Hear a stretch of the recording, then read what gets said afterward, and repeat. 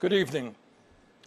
Our great nation is now living in an unprecedented moment. We're facing the worst public health crisis in 100 years and the worst economic collapse since the Great Depression. We are confronting systemic racism and the enormous threat to our planet of climate change.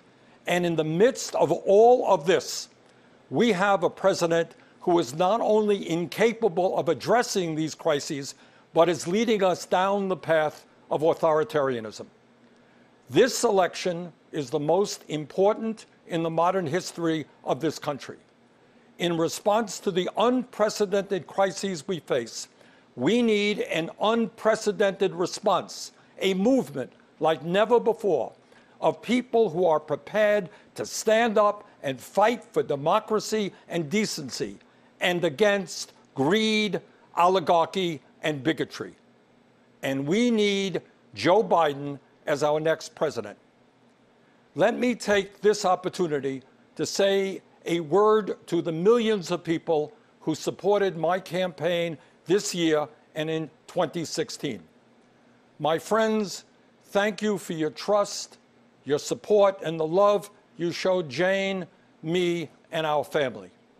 Together, we have moved this country in a bold new direction, showing that all of us, black and white, Latino, Native American, Asian American, gay and straight, native-born and immigrant, yearn for a nation based on the principles of justice, love, and compassion.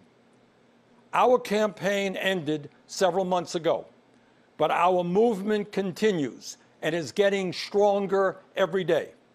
Many of the ideas we fought for that just a few years ago were considered radical are now mainstream.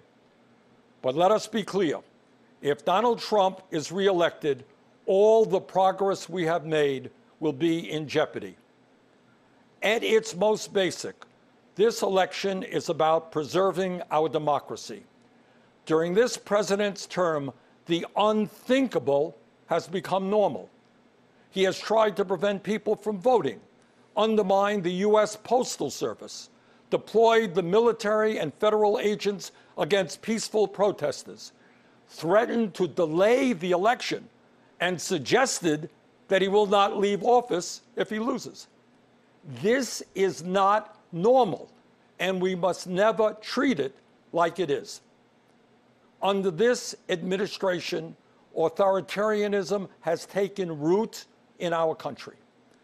I and my family, and many of yours, know the insidious way authoritarianism destroys democracy, decency, and humanity. As long as I am here, I will work with progressives, with moderates, and yes, with conservatives to preserve this nation from a threat that so many of our heroes fought and died to defeat.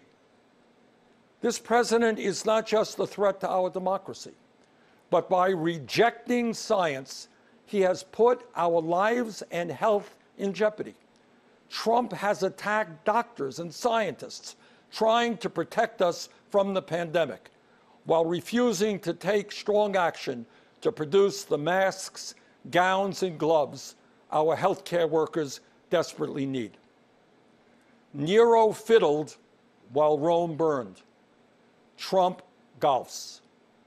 His actions fanned this pandemic, resulting in over 170,000 deaths and a nation still unprepared to protect its people. Furthermore, Trump's negligence has exacerbated the economic crisis we are now experiencing. Since this pandemic began, over 30 million people have lost their jobs, and many have lost their health insurance. Millions of working families are wondering how they will feed their kids, and they're worried that they will be evicted from their homes. And how has Trump responded? Instead of maintaining the $600 a week unemployment supplement that workers were receiving and the $1,200 emergency checks that many of you received, instead of helping small businesses, Trump concocted fraudulent executive orders that do virtually nothing to address the crisis while threatening the very future of Social Security and Medicare. But the truth is that even before Trump's negligent response to this pandemic, too many hard-working families have been caught on an economic treadmill with no hope of ever getting ahead. Together, we must build a nation that is more equitable, more compassionate, and more inclusive. I know that Joe Biden will begin that fight on day one. Let me offer you just a few examples of how Joe will move us forward.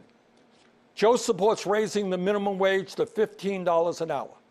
This will give 40 million workers a pay raise and push the wage scale up for everyone else. Joe will also make it easier for workers to join unions, create 12 weeks of paid family leave, fund universal pre-K for 3- and 4-year-olds, and make child care affordable for millions of families. Joe will rebuild our crumbling infrastructure and fight the threat of climate change by transitioning us to 100% clean electricity over the next 15 years. These initiatives will create millions of good-paying jobs all across our country. As you know, we are the only industrialized nation not to guarantee health care for all people. While Joe and I disagree on the best path to get universal coverage, he has a plan that will greatly expand health care and cut the cost of prescription drugs.